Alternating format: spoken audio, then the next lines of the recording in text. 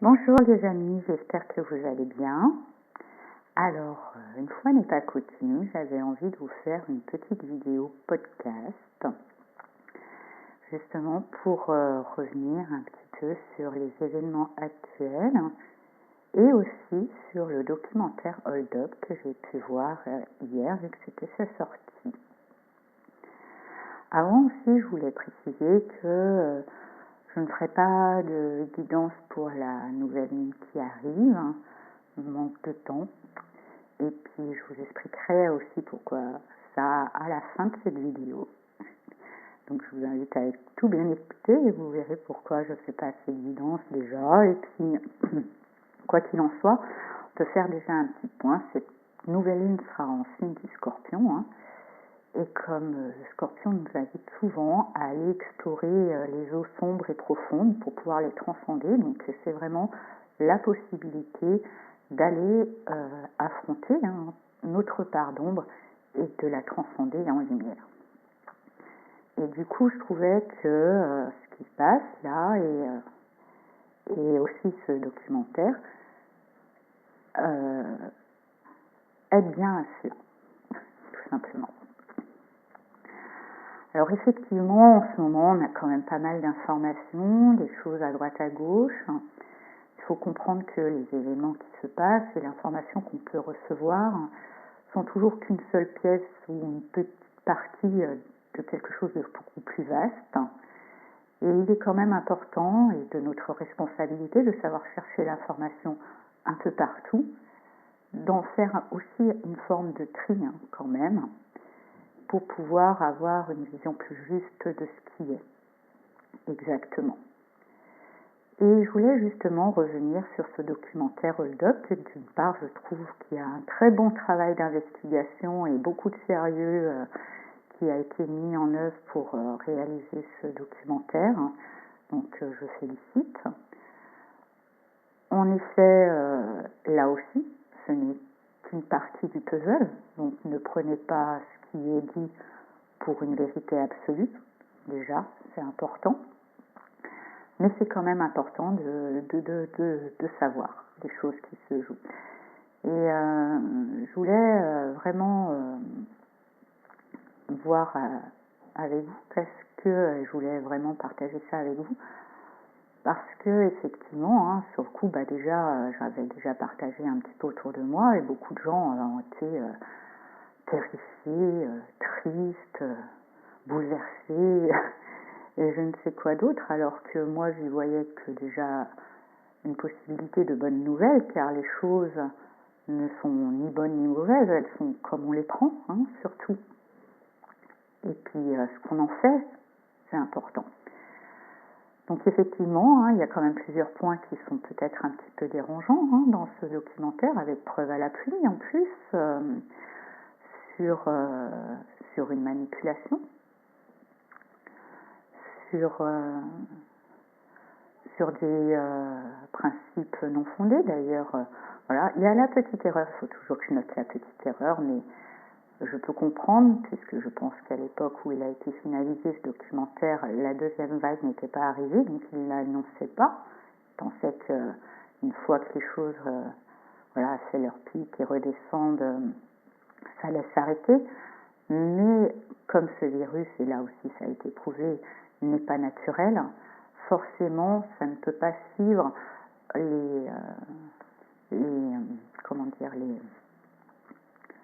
la ligne, ça ne suit pas la ligne naturelle des épidémies normales, voilà, tout simplement. Quoi qu'il en soit, il a été prouvé, là aussi, grâce à la Suède, qu'un confinement ne change en rien l'évolution de l'épidémie. Avec ou sans confinement, les choses se passent exactement de la même manière. Donc, est-ce vraiment nécessaire ? C'est la question déjà qu'il faut se poser. Et puis, pourquoi pourquoi à tout prix brider à ce point la liberté de chacun sous le couvert de c'est pour votre santé? Est-ce que derrière ça va pas laisser des conséquences un peu lourdes? Enfin, plein de questions. Je trouve qu'il est bien ce documentaire parce qu'il permet de se poser des questions et de revenir à une forme d'interprétation personnelle qui, qui est quand même plus mature et plus adulte là, parce que en ce moment, quand même, je trouve, après c'est personnel, mais je trouve qu'on nous infantilise pas mal, hein, et que on nous laisse pas trop la liberté de réfléchir, donc à nous, hein, à nous de prendre cette responsabilité-là, de chercher l'information et de réfléchir. Donc voilà une belle source d'information supplémentaire à tout ce qui peut être dit dans les médias traditionnels, qui sont quand même pas mal standardisés, paramétrés, mais qui ne sont pas non plus à mettre tout à la poubelle. Et comme je vous dis, prenez un bout dans chaque et faites votre analyse. On est tous dotés d'un cerveau et on n'est pas des neuneux, quoi. Voilà. Donc, mais à nous de prendre les éléments qui nous permettent de pouvoir établir une forme de débat et une forme de réflexion pour pouvoir agir et poser des prises de conscience en conséquence. Je vous laisserai du coup sous cette vidéo dans la barre d'infos le lien pour la vidéo. Alors effectivement, actuellement elle est en location, hein, c'est payant, mais bon, 5 €, c'est pas non plus la mort du petit cheval. Donc après, je peux comprendre pour certains ça peut être un investissement, mais justement pour ceux pour qui c'est possible, n'hésitez pas à investir. Il y a vraiment un beau travail quand même et des intervenants plutôt bienveillants, ça fait du bien, que ce soit dans le médical ou dans le domaine légal aussi et dans le domaine même politique, des personnes bienveillantes qui posent les questions, qui sont nécessaires et donc c'est bien que ça soit fait. Franchement, je trouve que c'est bien.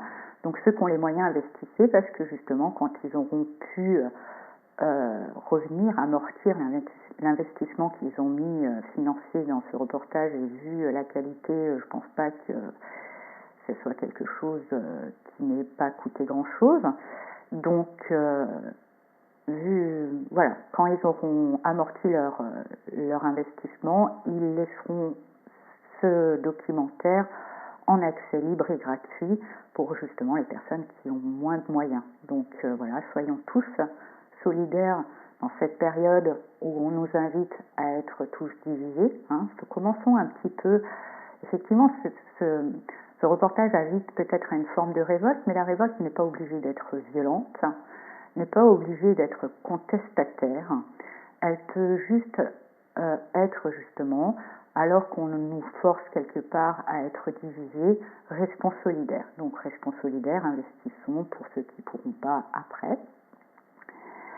Donc voilà, je vous invite vraiment à aller sur le lien en dessous de cette barre de vidéo et à regarder. C'est très enrichissant. Après, c'est vrai que, comme je vous disais, ils n'ont pas anticipé la deuxième vague, mais voilà, je dirais le seul bémol dans l'histoire.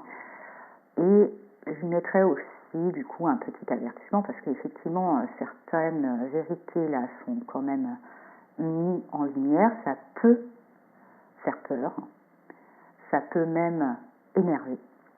Mais là est un piège. Je dirais, ne tombez pas dans la peur ou l'énervement. Voyez ça plutôt comme une opportunité. Effectivement, peut-être, je ne veux pas dire que c'est sûr, après chacun fera son interprétation, peut-être qu'effectivement des personnes ont décidé de nous enfermer, de brider nos libertés d'agir et nos libertés d'avoir, mais on ne peut jamais toucher à la liberté d'être. Et c'est peut-être justement là, du coup, la révolte, ou je dirais le contre-pied qu'on peut prendre à cette situation, est peut-être justement la possibilité de se libérer, justement. Se libérer, alors que certaines personnes peut-être ont décidé de brider nos libertés, utilisons l'outil qu'ils ont décidé d'utiliser pour cela, mais utilisons-le pour notre propre libération. Car dans ce moment où on est plus limité dans notre capacité à faire et à avoir, revenons à nous, revenons à l'être, et justement reprenons du coup dans cette démarche la conscience de notre propre pouvoir. Grâce justement à ce moment d'arrêt, ou à ce moment de ralentissement pour d'autres, ou à ce moment où le divertissement, qui peut être des fois même abrutissant, nous pousse à chercher quelque chose de plus profond, à avoir quelque chose qui a un sens plus grand. Je pense que la solution est là, moi. Donc c'est vrai que là, si on regarde ce reportage, si on regarde même les événements comme ils se jouent, si on regarde tout ça, le vrai problème à la base finalement c'est la peur. La peur, et là on a la vraie possibilité de se libérer de la peur. Car la peur n'appartient qu'au mental, la peur n'appartient qu'à l'ego. Quand on est conscient qu'on est bien plus qu'un corps ou qu'une petite identité personnelle, il n'y a plus de peur. Il n'y a plus de peur. Il n'y a plus de peur. Oui, ce corps peut mourir. D'ailleurs, c'est même pas qu'il peut, il va. Un jour ou l'autre, il va mourir. Mais ce corps n'est qu'un véhicule, ce n'est pas nous. Au même titre qu'une voiture, un jour, elle est vouée à cesser de fonctionner. On n'en fait pas une maladie, ça peut être un petit peu chiant, ok, on n'avait peut-être pas prévu ça dans le budget, mais voilà, c'est pas grave. Après, on change de véhicule. Ainsi soit-il. Attention non plus de ne pas tomber, puisque c'est qu'un véhicule, de ne pas lui accorder l'importance dont il a besoin. C'est un véhicule utile, au même titre que notre voiture, on en prend soin, on le nourrit, on fait à ce corps tout ce qu'il a besoin pour fonctionner correctement, mais ce n'est pas nous. Et justement, pour pouvoir prendre la mesure de qui on est vraiment, puisqu'on n'est pas ce corps, c'est de l'observer. Je trouve que justement, pour avoir fait Vipassana, cette technique est tellement simple, mais finalement, des fois, les solutions sont les plus simples, est d'observer son corps, car forcément, c'est une logique implacable, l'observateur ne peut pas être l'observé. En observant le corps, on prend forcément une distance et on se place dans cette véritable nature qui est la nôtre. Et on peut prendre conscience de notre véritable pouvoir, qui est bien plus grand et bien plus important qu'on peut le penser. Et peut-être là aussi, du coup, la responsabilité, prendre la mesure de notre propre responsabilité. Oui, des gens cherchent à manipuler. Oui, il y a certaines personnes au pouvoir qui ne sont pas honnêtes, mais depuis peut-être des années, des décennies, et même des fois à titre individuel, juste avec sa compagne ou son compagnon, avec n'importe qui, on a cette fâcheuse tendance. Et moi, je l'ai fait la première, mais ça fait... Voilà. On a cette fâcheuse tendance à remettre notre pouvoir dans les mains de quelqu'un d'autre. Et il est peut-être temps, aujourd'hui déjà, d'en prendre conscience et de reprendre notre pouvoir de manière tout à fait naturelle et sereine, hein, sans pour autant aller crier dans la rue et tout casser. Il y a juste besoin de se dire je reprends mon pouvoir et je ne laisserai plus le droit à qui que ce soit de prendre ce pouvoir-là, parce que je me respecte et sachant que même même ces dirigeants qui essayent de prendre ce pouvoir, finalement, ce sont des personnes malades qui méritent toute notre compassion. Ils sont complètement paralysés par la peur de perdre leurs privilèges.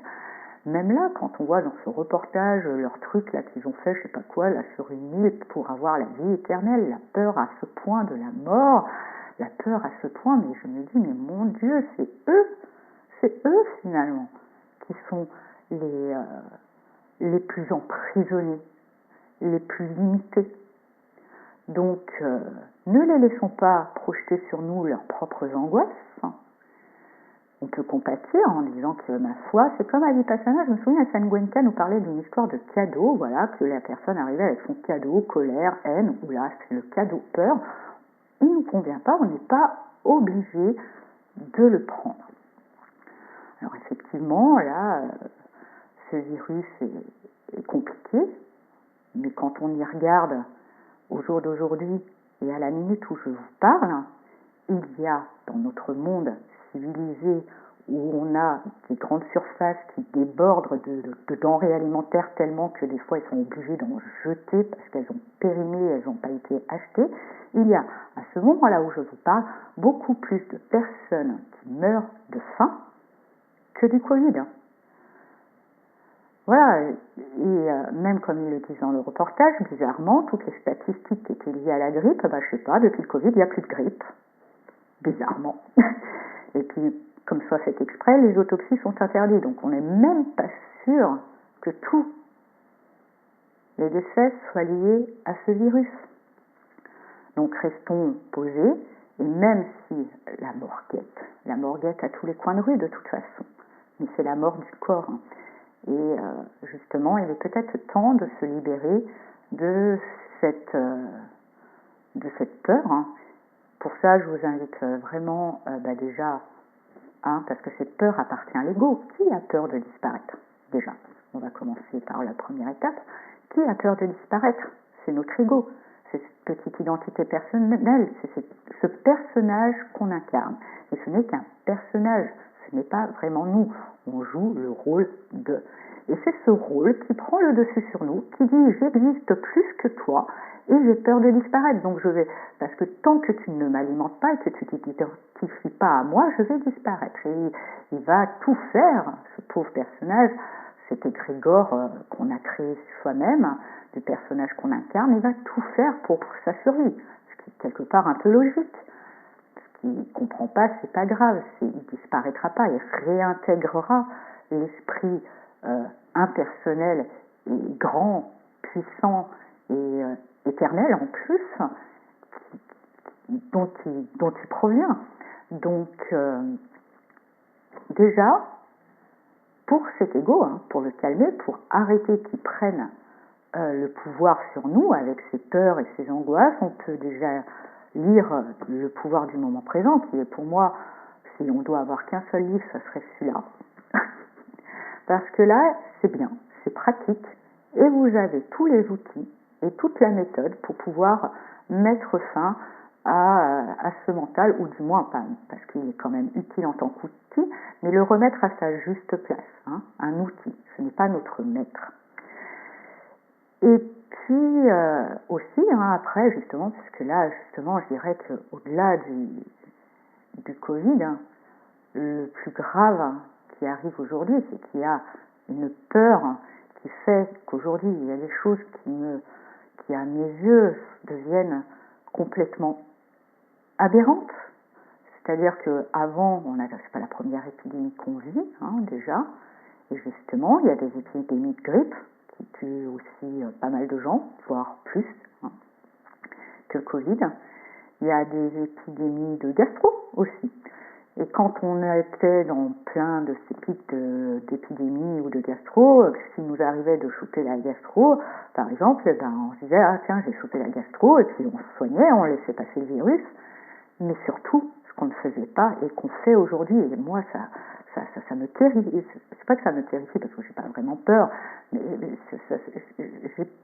je me dis, mais dans quelle conscience tombons-nous? Au jour d'aujourd'hui, on se dit pas j'ai chopé le Covid, on se dit qui me l'a donné?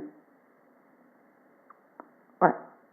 Maintenant, on est là à savoir qui me l'a donné. J'ai du mal. Vraiment, j'ai du mal. J'ai du mal à me dire, qui, quoi, comment. À un moment, il faut y arrêter. Voilà. Et justement, j'en arrive là maintenant. Pourquoi je ne fais pas la guidance de la pleine lune. Et pourquoi, justement, je fais ce podcast aussi un petit peu au jour d'aujourd'hui, car tel que vous m'entendez au jour d'aujourd'hui, donc là, on est jeudi 12 novembre.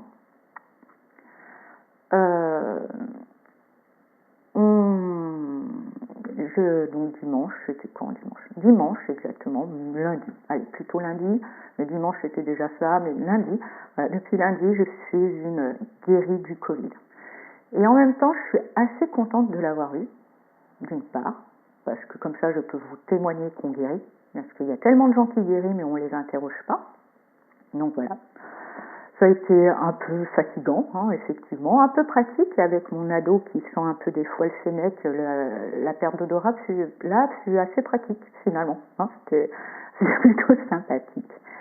Mais ce que je vais vous dire, et là ça pourra en choquer certains, mais j'assume hein, complètement, c'est que quand je suis tombée malade, j'ai décidé de ne pas me faire tester. Parce que déjà, vous voyez mon activité, moi je travaille confinée hein, pour la plupart du temps, hein, je suis soit au téléphone, soit machin, enfin je suis déjà pas mal chez moi. Je sors que pour faire des courses. Et je n'ai pas pris l'identité de tous les gens que j'ai pu croiser quand j'ai fait les courses. Quoi qu'il en soit, je suis déjà par ma nature hypersensible et hyper empathique, pas trop enclin à me coller aux gens que je ne connais pas.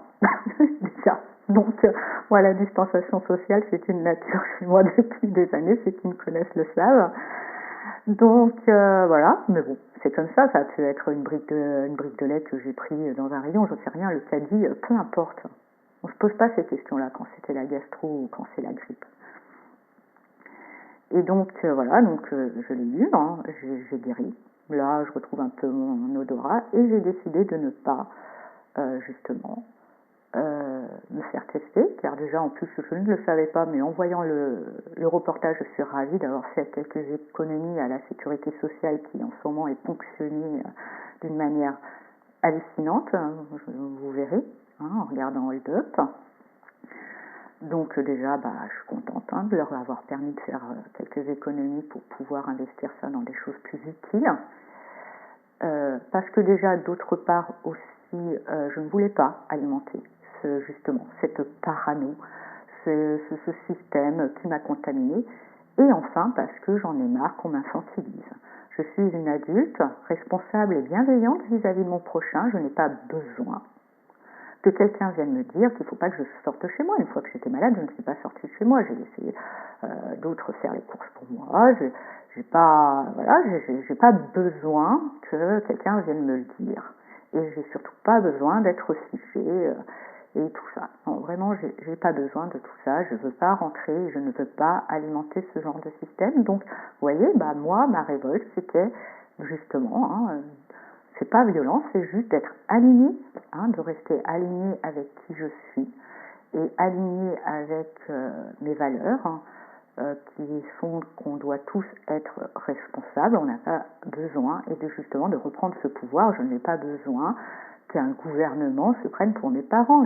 J'ai 44 ans, c'est bon, j'ai vécu, je suis pas la moitié d'une con. À un moment, il faut y arrêter. Ils nous prennent quand même. Alors, qu'ils essayent, voilà, il ne faut pas se révolter. Qu'ils essayent, ma foi, les pauvres, ils sont peut-être inconscients, ils ne se rendent pas compte. Hein. Laissez-les essayer, mais ne les laissez pas réussir. Voilà, laissez-les pas réussir. Bon, effectivement, au jour d'aujourd'hui, on ne peut pas décider que je ne mettrai pas le masque, tout ça, ou au risque, hein, parce que de toute façon, au point où c'est arrivé, vu le temps que ça dure, ce n'est pas légal. Il faut le savoir. Ce n'est pas légal, les mesures qu'ils nous imposent, elles sont anticonstitutionnelles, elles ne sont pas légales, donc effectivement, si vous vous sentez prêt, vous pouvez faire de la désobéissance civile. Il y a des associations d'avocats qui, pour la modique somme de 10 € annuels, vous défendront. Je l'avais mis justement en lien sous la vidéo d'un monde meilleur, hein, si vous voulez aller voir, et vous pouvez entamer un procès si toutefois on vous met une amende et tout ça, mais moi je vous avoue, j'ai pas envie de batailler là tout de suite, donc je mets le masque quand je fais les courses, hein, quand je rentre. Après, par contre, voilà, je suis pas obligée sous peine d'amende de me faire tester. Je suis pas obligée, je suis pas obligée de certaines choses, et surtout, je suis pas obligée de prendre ce cadeau de peur que ces dirigeants et ces gens soi-disant bien pensants veulent me donner. Voilà. Donc je vous invite à faire de même, refuser ce cadeau, et justement, pour vous aider à ça, je vous invite aussi à lire le livre de Thich Nhat Hanh, Il n'y a ni mort ni peur, vous allez comprendre, et transcendons, voilà, transcendons finalement cette intention de pouvoir nous limiter dans nos libertés pour en faire un outil de libération, finalement. Je vous souhaite une très très belle journée. Je vais vous laisser sur cette vidéo avec justement le texte de Marianne Williamson, car, ah oui, ce point me paraît important, car justement, nous sommes bien plus grands et bien plus puissants que nous le pensons. Il est temps d'en prendre conscience. Il est temps d'arrêter de vouloir remettre ce pouvoir dans les mains de quelqu'un d'autre. Donc je sais qu'en ce moment, il y a des choses qui circulent, comme quoi Trump, ou même n'importe qui d'autre, serait notre sauveur. Mais là, attention, on recommence, on reproduit des schémas qui pourront dériver à l'avenir vers la même configuration dans laquelle on se trouve aujourd'hui. Ne refaisons pas l'erreur de remettre ce pouvoir dans les mains de quelqu'un. Ce n'est pas Trump, ce n'est pas je ne sais pas qui va pouvoir nous sauver. Non, on va pouvoir se sauver tous nous-mêmes. Voilà, juste nous-mêmes.